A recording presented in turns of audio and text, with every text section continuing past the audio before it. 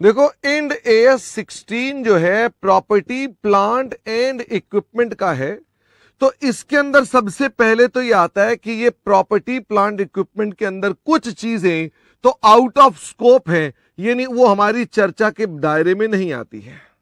वो कौन कौन सी हैं जो आउट ऑफ स्कोप हैं? वो है एक्सट्रैक्शन एंड इवैल्यूएशन एसेट्स जो कि माइनिंग के दौरान यूज होते हैं, हम उनको कहते हैं कि ये हमारी चर्चा के दायरे से बाहर है। इसके अलावा हम बायोलॉजिकल एसेट्स को कहते हैं कि ये भी हमारी चर्चा से बाहर हैं, इनकी भी हम चर्चा नहीं करते। इसके अलावा इंड AS 16 पार्शली अप्लाई होता है दो चीजों पर, एक तो इन्वेस्टमेंट प्रॉपर्टी पर जो हमारी इन्वेस्टमेंट प्रॉपर्टी है, और दूसरा जो हमारे लीज्ड एसेट्स है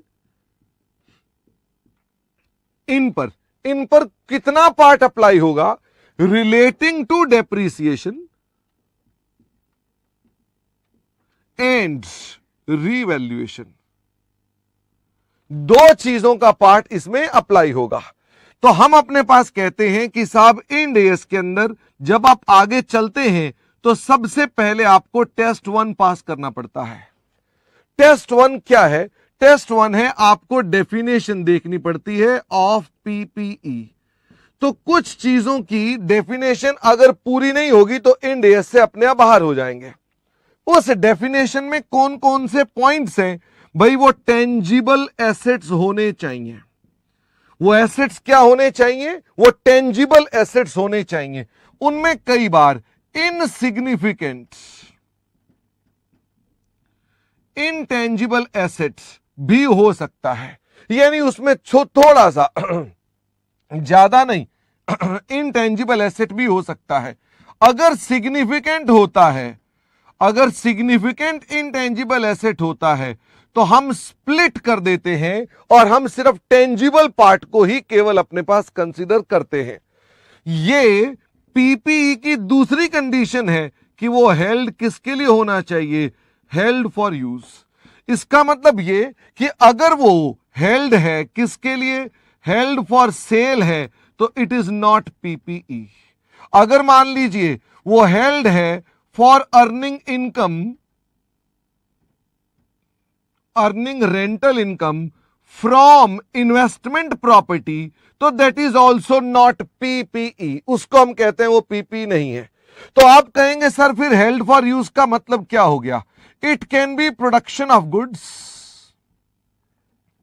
it can be rendering of services, it can be for administrative uses, it can be for rental to others.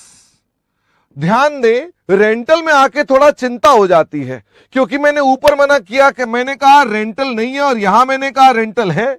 मैंने कहा हेल्ड फॉर यूज का मतलब ये है, ये नहीं है। तो भाई ये सिर्फ इन्वेस्टमेंट प्रॉपर्टी को हमने हटाया है, बाकी सबको रेंटल के लिए यहां पर लिखा हुआ हमने। इसका मतलब हेल्ड फॉर यूज होना चाहिए। तीसरा, इसकी लाइफ कितनी होनी चाहिए? एक्सपेक्टेड यूसेज, एक्सपेक्टेड लाइफ कितने पीरियड तक यूज करना है? More than 1 accounting period. जिसका use more than 1 accounting period के लिए होता है, हम उसे कहते हैं वो हमारा PPE है। एक झगड़े की आइटम हुआ करती थी स्पेयर पार्ट्स या स्टैंड बाय इक्विपमेंट्स। इनमें अब झगड़ा खत्म हो गया है। अगर मान लो if they satisfy, if these item satisfy definition of PPE, तो they are covered by Ind AS 16। Otherwise अगर ये डेफिनेशन पूरी नहीं होती है तो these are covered by Ind AS 2। ये 2 थोड़ा साफ नहीं लिखा गया तो आपको दिक्कत ना हो, तो यानी these are basically covered by Ind AS 2। तो हम कहते हैं साहब आपको अपने पास ये डेफिनेशंस देखनी पड़ती हैं। डेफिनेशन पार होने के बाद भी हमें कुछ और देखना पड़ता है। वो देखना पड़ता है पैराग्राफ नंबर 7, जिसमें हमको रिकॉग्निशन प्रिंसिपल्स दिए हुए हैं। तो रिकॉग्निशन प्रिंसिपल्स के अंदर हमको उन्होंने दो बातें कही हैं। वो दो बातें कौन कौन सी हैं? एक तो वो कहता है cost can be reliably measured, तुक्के से मेजर नहीं हो सकती हो, हम उसको रिलायबली मेजर कर सकते हैं। और वैसे बेटा ये कंडीशन तो आमतौर पे सेटिस्फाई हो ही जाती है। अगर सवाल में आपको कॉस्ट बोल रखी है तो आप हमेशा रिलायबली मेजर्ड ही मानते हैं। यू डोंट से कि मेरे को प्रूफ दिखाओ रिलायबिलिटी का। और दूसरा, हमको उसके फ्यूचर इकोनॉमिक बेनिफिट्स मिलेंगे, विल फ्लो टू एंटिटी, हमें उससे फ्यूचर इकोनॉमिक बेनिफिट मिलेंगे। फ्यूचर इकोनॉमिक बेनिफिट कितने होने चाहिए? कुछ भी, पर होने जरूर चाहिए। जरूरी नहीं है कि जितने के एसेट की कॉस्ट है उसके बराबर हो, होने जरूर चाहिए। अगर ये जीरो है तो कंडीशन पिट गई। दूसरा, फ्लो टू एंटिटी का जो चांस है वो क्या होना चाहिए? मोर देन 50% चांस होना चाहिए। अगर मैं आपको कहूं बेनिफिट तो है पर मेरे को मिलेगा कि नहीं मिलेगा, आई एम डाउटफुल, तो आप बोलेंगे you can not recognise that asset. Okay, ये पैराग्राफ 7 हम इनिशियली भी अप्लाई करते हैं, जब इनिशियल एसेट को रिकॉर्ड करते हैं तो भी अप्लाई करते हैं, हम जब कंपोनेंट की रिप्लेसमेंट करते हैं हम तब भी अप्लाई करते हैं, हम जब सब्सीक्वेंट कैपिटलाइजेशन किसी और कारण से करें हम तब भी इसको बार बार चेक करते हैं। इसका मतलब रिकॉग्निशन प्रिंसिपल आपको बार बार देखना पड़ता है, वो कोई एक बार देखने की आवश्यकता नहीं, हां पहली बार भी ऑफ कोर्स देखना पड़ता है। इसके बाद मैंने आपसे कहा कि आप जब एसेट को रिकॉग्नाइज करते हैं तो रिकॉग्नाइज करने के लिए एक हमारा शेड्यूल 2 ऑफ कंपनीज एक्ट भी कहता है, guidance note on schedule 2 of companies act भी कहता है, और इंड AS 16 भी कहता है। वो है कंपोनेंट बेस्ड अकाउंटिंग। वो कहता है अकाउंटिंग का बेस समझ लो कि आपकी अकाउंटिंग का बेस क्या होगा। वो कहता है कंपोनेंट बेस्ड अकाउंटिंग, जिसके अंदर हम क्या करते हैं, जिसमें हम आइडेंटिफाई करते हैं, हम कंपोनेंट्स को आइडेंटिफाई करते हैं। जो कंपोनेंट्स हम आइडेंटिफाई करते हैं उनकी सिग्निफिकेंट वैल्यू होती है to total assets, total PPE, यानी उसके टोटल कॉस्ट ऑफ पीपीई में सिग्निफिकेंट वैल्यू होती है।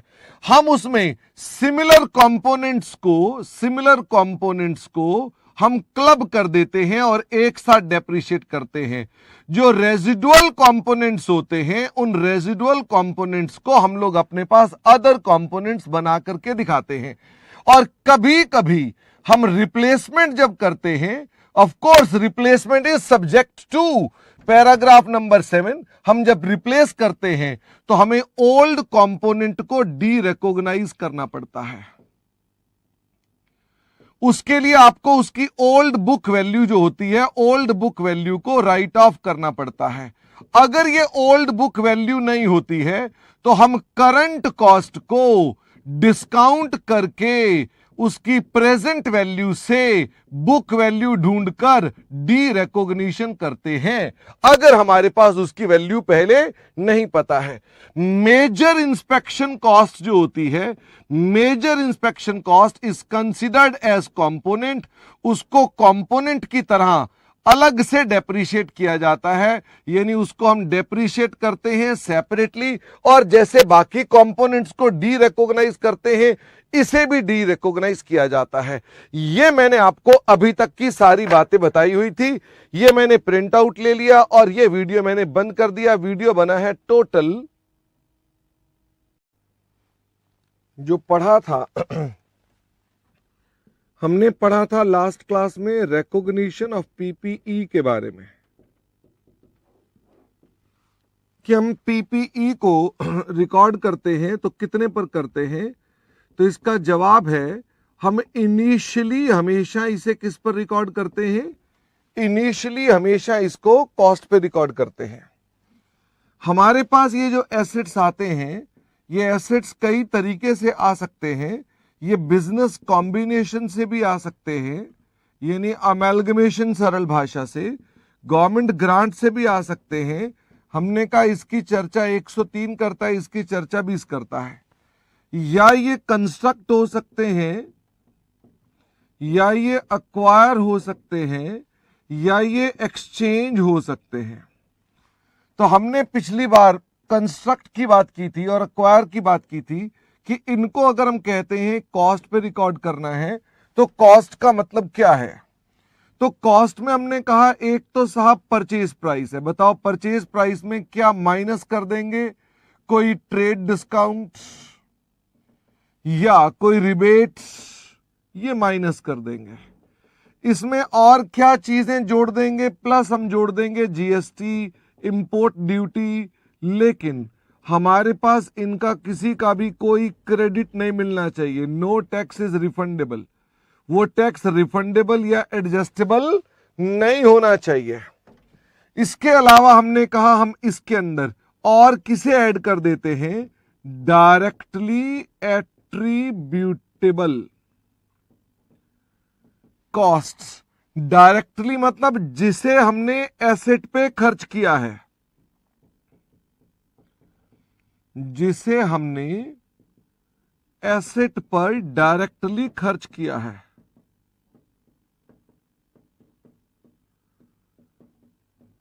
और उसके अंदर हमने कहा किस लिए, टू ब्रिंग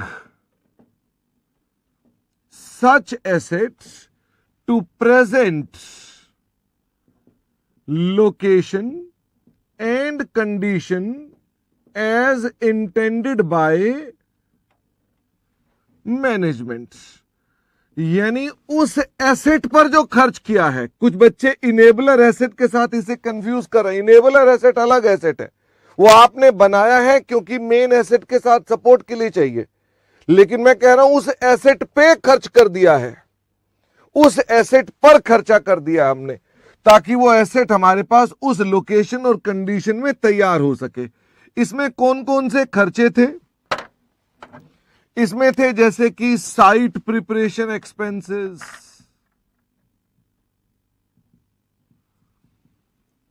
इसमें थे inspection expenses, inspection, testing, professional charges जो उस एसेट को अक्वायर करने के लिए होंगे, या कल्टीवेशन, अगर वो बियरर प्लांट है तो कल्टीवेशन एक्सपेंसेस भी इसमें हो सकते हैं। यानी ये सब आइटम्स इसके अंदर इंक्लूड होंगी। बच्चा कह रहा है ट्रांसपोर्टेशन भी आएगी, the answer is yes, transport तो ऑफ कोर्स आएगी क्योंकि वो उस एसेट का वहां ले जाने के खर्चे हैं, ठीक है ना। हमने कहा इसके बाद हम इसमें और भी क्या ऐड करेंगे, हम इसके अंदर प्रोविजन फॉर ड्रॉल भी ऐड करेंगे। कितने पर ऐड करेंगे, at initial estimates. Initial estimate कैसे निकाला जाएगा, पहले हम करंट एस्टीमेट ढूंढेंगे, आज का खर्चा कितना, उससे हम फ्यूचर एस्टीमेट ढूंढेंगे और उससे हम प्रेजेंट वैल्यू निकाल लेंगे, तो इनिशियल एस्टीमेट निकल कर आएगा। ये प्रोविजन फॉर ड्रॉल जो हमारे पास बनेगी, ये प्रोविजन फॉर ड्रॉल को लेटर ऑन अनवाइंड किया जाएगा।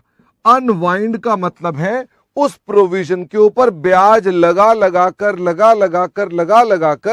हम ओवर द टाइम उसे अपने फ्यूचर एस्टीमेट के बराबर कर देंगे। इसके अमाउंट में अगर फ्यूचर में चेंज आता है, यह चर्चा हमने आपके साथ नहीं की थी। हमने कहा इसमें बोरोइंग कॉस्ट्स को भी हम ऐड कर देंगे। वो बोरिंग कॉस्ट जो निकल कर आएगी that is as per Ind AS 23, वो हमारे पास जो क्वालिफाइंग एसेट की कंडीशंस थी हम उसके मुताबिक करेंगे, ये हम लेटर ऑन पढ़ेंगे। और अगर मान लीजिए आप अपने पास इसमें कहीं पर अभी जानते हैं तो आपका ये AS 16 जैसा है, हम इसमें से कुछ चीजों को डिडक्ट भी करेंगे। क्या डिडक्ट कर देंगे, जो हमारी कोई रिकवरी होती है, कोई भी रिकवरी होती है from related to assets construction items, जैसे कि स्क्रैप वैल्यू। लेकिन हम क्या नहीं मानेंगे, जो नॉन रिलेटेड रेवेन्यूज हैं, जो नॉन रिलेटेड रेवेन्यू है वो माइनस नहीं करेंगे। जैसे मैंने किसका एग्जाम्पल दिया था, तुम्हारी शादी का, ग्राउंड हायर का मैंने तुम्हें एग्जाम्पल दिया था कि वो इसमें से तुम लेस नहीं करोगे। जब हम ये ढूंढेंगे तो ये निकल कर आएगी, this will be equal to costs. Exchange को हमने अभी लेटर ऑन आज डिस्कस करना है, तो ये मैंने आपके साथ एक्सचेंज का मुद्दा अभी तक नहीं उठाया। हमने इसके अंदर कुछ कहा था, कुछ कॉस्ट को do not consider them as cost. वो कौन कौन सी आइटम्स हैं जिनको कॉस्ट कभी नहीं मानना? स्टाफ ट्रेनिंग, भाई साहब ये कभी भी आपके लिए एसेट नहीं हो सकता, यहां नहीं कहीं भी नहीं हो सकता है। इसके अलावा ऑपरेटिंग लॉस, भाई आपने कहा हमारे पास कोई ऑपरेटिंग लॉसेस हैं, हमने कहा हमने एसेट को बना दिया, उसके बाद हमारा एसेट में लॉस चल रहा है, वो यहां पर नहीं आएगा इसके अंदर। इसके अलावा हमारे पास कोई रीलोकेशन या शिफ्टिंग एक्सपेंसेस या कोई एबनॉर्मल लॉसेस, एबनॉर्मल लॉसेस मतलब कोई लॉस हो गया जो एसेट के लिए नहीं था, यानी अल्टीमेटली हमारा नुकसान हो गया। एसेट बना रहे थे, हमारा मटेरियल वेस्ट हो गया, लेबर वेस्ट हो गई, हम ये बना रहे थे स्टूडियो, तो कुछ मटेरियल गिर गया और वो खराब हो गया, तो that can not be capitalise. इसका मतलब जो एबनॉर्मल लॉसेस हैं उनको हम कैपिटलाइज नहीं कर सकते हैं।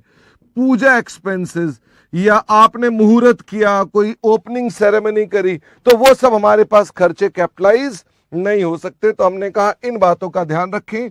एडवर्टीजमेंट एक्सपेंसेस, भाई आपने कोई एडवर्टीजमेंट कर डाली है, बहुत सारे लोग अपने पास एडवर्टीजमेंट भी करते हैं कि हाँ हमने ये एसेट बना रहे हैं, you can not capitalise these kind of items. Of course allocated overheads भी आपको बताए थे हमने, जो ओवरहेड एलोकेटेड हैं वो नहीं आएंगे, और ऊपर हमने कहा था ओवरहेड आएंगे, वो कौन से हैं? जो ओवरहेड ऑन कंस्ट्रक्शन है। कंस्ट्रक्शन मतलब जैसे यहां कंस्ट्रक्शन के दौरान सुपरवाइजर लगा रखा है वो तो आएगा, लेकिन कोई एडमिनिस्ट्रेटिव ओवरहेड जो अकाउंटेंट की सैलरी का ओवरहेड है वो यहां पर नहीं आएगा। These are called allocated.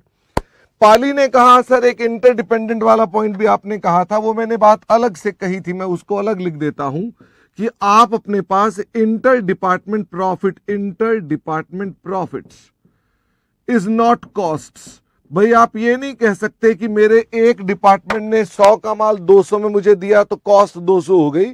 आप अपने पास कॉस्ट जब बोलते हैं तो कॉस्ट टू एंटिटी बोलते हैं कि एंटिटी को क्या कॉस्ट पड़ी है। ओके, जहां से कह रहा रीलोकेशन का कोई एग्जांपल दो। मैंने एक एसेट को दिल्ली से स्टूडियो को उठाकर गुड़गांव शिफ्ट किया, तो मैं दिल्ली में मैंने जब खाली किया और मैं गुड़गांव गया तो इसमें खर्चा हुआ, तो क्या ये मेरे स्टूडियो में कैपिटलाइज हो सकता है? द आंसर इज नो, क्योंकि स्टूडियो ऑपरेटिंग था और यहां से किसी और जगह रीलोकेट कर रहे हो, that does not increase the values of assets. Okay, Bhilai enabler assets अलग से पहले कैपिटलाइज होंगे, पहले आप उसको बनाते रहिए, फिर फाइनली उसे ला करके आप ऐड कर देंगे अपने एसेट के अंदर।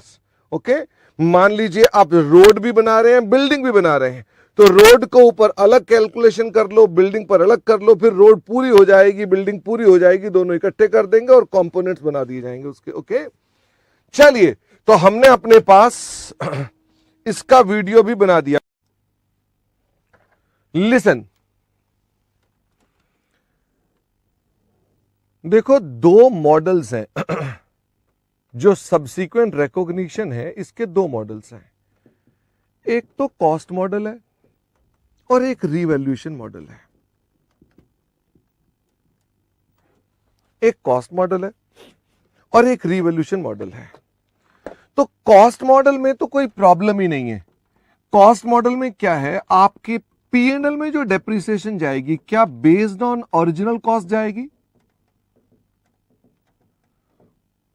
क्या P&L में जो डेप्रिसिएशन जाएगी वो बेस्ड ऑन ओरिजिनल कॉस्ट जाएगी? The answer is yes, there is no problem. और हमारी बैलेंस शीट के अंदर भी जो बुक वैल्यूज आएंगी, क्या बुक वैल्यू भी बेस्ड ऑन कॉस्ट ही आ रही होंगी, बेस्ड ऑन कॉस्ट आ रही होंगी? The answer is yes, there is nothing to be discussed in this model. जब रिवोल्यूशन मॉडल की बात आती है तो रिवोल्यूशन मॉडल पर आपके पास दो मेथड्स और आ जाते हैं। जिसके अंदर सिर्फ ये प्रोपोर्शनेट और नेट बेसिस। प्रोपोर्शनेट मॉडल क्या करता है? ये true and fair view reflect भी करता है। कैसे रिफ्लेक्ट करता है? ये कहता है कि आप अपनी फेयर वैल्यू को भी रीवैल्यू कर दो without depreciation. Without depreciation fair value को भी बढ़ा दो, जिसके लिए आपको अगर याद हो तो मैं ग्रॉस वैल्यू में परसेंटेज लगाकर उसे बढ़ाया करता था। ये आपके इंड एस को लगता है कि ये ट्रू एंड फेयर तरीका है, यानी आप अगर ये करना चाहें तो ऐसा कर सकते हैं। वो कहता है अपनी डेप्रिसिएशन को भी based on true and fair, based on true and fair view ही डालो, यानी डेप्रिसिएशन को भी जो चार्ज करोगे वो आप ट्रू एंड फेयर पर चार्ज करोगे। अब इससे क्या प्रॉब्लम आ जाएगी, मुझे फटाफट से बताओ, इससे क्या प्रॉब्लम आ जाएगी? जब आप डेप्रिसिएशन को भी ट्रू एंड फेयर करेंगे तो हमारे पास एक प्रॉब्लम आ जाएगी, P&L will take increased charge of depreciation, यानी हमारे पास इसमें इंक्रीज्ड चार्ज ऑफ डेप्रिसिएशन आ जाएगा। वैसे एक बात बताओ, डोंट यू थिंक कि increased charge of depreciation is good for the company? Because आप अपने पास ज्यादा डेप्रिसिएशन लगा के P&L को रिड्यूस कर रहे हैं। इसका मतलब आप कंपनी के फंड्स एक्यूमुलेट कर रहे हैं, क्योंकि डेप्रिसिएशन अल्टीमेटली फंड होता है कंपनी का, क्योंकि किसी को पैसा देना नहीं होता आपने। तो क्या यह कंपनी के लिए फंडिंग ऑप्शन हो गई? यस। तो कंपनी ऐसा कंटिन्यू करे, कोई दिक्कत नहीं है। ये यानी हम एडिशनल डेप्रिसिएशन चार्ज कर लें, कोई दिक्कत नहीं है। लेकिन मुझे ये बताओ, हम जब एडिशनल डेप्रिसिएशन लेते हैं तो क्या इसका मतलब ये हो गया कि जो रिवॉल्यूशन रिजर्व रहता है क्या वो एक्सेस रह जाता है? फटाफट से बताओ, सोचिए मैथमेटिकली। जब तुम प्रॉफिट एंड लॉस पे ही सारा वजन डालते जाओगे तो क्या P&L तुम्हारा फालतू हो जाएगा? क्योंकि तुम्हारा P&L का क्रेडिट बैलेंस आ रहा है, वो तुम्हारा ज्यादा होता रहेगा। ज्यादा इन द सेंस कि वो घट नहीं रहा, आप उसको उतना रख रहे हैं, तो कोई दिक्कत नहीं है। क्या ये करेक्ट है? यस। यहां पर आपको एक ऑप्शन भी दी जाती है। अब बताओ ऑप्शन क्या दी जाती है? ऑप्शन ये दी जाती है, ऑप्शन आपका इंड एस ये देता है कि ट्रांसफर कर लो रीवैल्यूएशन रिजर्व से P&L के क्रेडिट में। एंट्री हो गई revaluation reserve to P&L with the additional depreciation, कि यानी आप ऐसा कर सकते हैं। क्या ऐसा करते ही तुम्हारा रीवैल्यूएशन रिजर्व भी ठीक हो जाएगा और तुम्हारा P&L भी ठीक हो जाएगा? फटाफट से बोलिए हां के ना। आगरा, तुम्हारी भी इससे संबंधित क्वेरी थी, तो आगरा और एक बच्चे गाजियाबाद, तो दो बच्चों को मैंने बताया कि साहब ये डाल दे ही तुम्हारे पास सारी समस्या का हल हो जाता है। और यदि तुमने मान लीजिए ये नहीं डाला तो कोई दिक्कत नहीं है, तुम्हारा P&L में भी ज्यादा चार्ज रह जाएगा और रिवॉल्यूशन रिजर्व भी तुम्हारा एक्सेस रह जाएगा। कोई दिक्कत की बात नहीं है। ओके, मैंने यहां गलती से RRE दोबारा लिख दिया, इसको P&L लिख दो। ओके, अच्छा, अगर तुम नेट बेसिस पे करना चाहते हो, नेट बेसिस पे करना चाहते हो, वो कहता है इसका मतलब the objective is just to increase value, not to reflect new values. वो कहता है इसका मतलब एंटिटी का ऑब्जेक्टिव जो है, उसका ऑब्जेक्टिव क्या है? एंटिटी का ऑब्जेक्टिव क्या है? एंटिटी का ऑब्जेक्टिव है कि वैल्यू इंक्रीज करना चाहता है, लेकिन वैल्यू ट्रू रिफ्लेक्ट कराने की कोई उसे आवश्यकता नहीं है। तो ऐसे में उसने क्या किया? उसने कहा जी डेप्रिसिएशन को तो आप पहले ही सेट ऑफ कर दो, देयरफॉर एक्यूमुलेटेड डेप्रिसिएशन को पीपी के साथ सेट ऑफ कर दो, पीपी के साथ सेट ऑफ कर दो। तो तुम्हारे पास यहां पर फालतू डेप्रिसिएशन आएगी नहीं, फालतू डेप्रिसिएशन आएगी ही नहीं। तुम्हारे पास फालतू डेप्रिसिएशन आएगी ही नहीं। और मुझे यह बताओ, क्या अगले साल फालतू डेप्रिसिएशन फिर भी आ सकती है?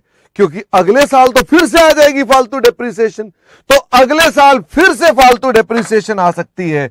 इसलिए यह ऑप्शन आपको अगले साल फिर मिलती है। Transfer RR to P&L account. तुम अपने पास आरआर को प्रॉफिट एंड लॉस में फिर से डाल सकते हो। Option is available, option is available, यानी आपके पास ये ऑप्शन फिर से आ जाती है कि आप इसे दोबारा से कर सकते हैं। लेकिन क्या ये रेड पेन वाला ऑप्शनल है? द आंसर इज यस, ये ऑप्शनल है। तुम नहीं भी करोगे तो कोई दिक्कत नहीं है। मुझे ये बताइए, ये हमारा टोटल कॉन्सेप्ट था जिसको मैंने टुकड़ों में बताया है। मैंने अपने पास इसको अलग बताया है, इसको अलग बताया है, इसको बता के इसको अलग बताया है, और आखिरी में इस वीडियो में मैंने सब चीजों को इकट्ठा कर दिया है। यदि मैंने वीडियो बना दिया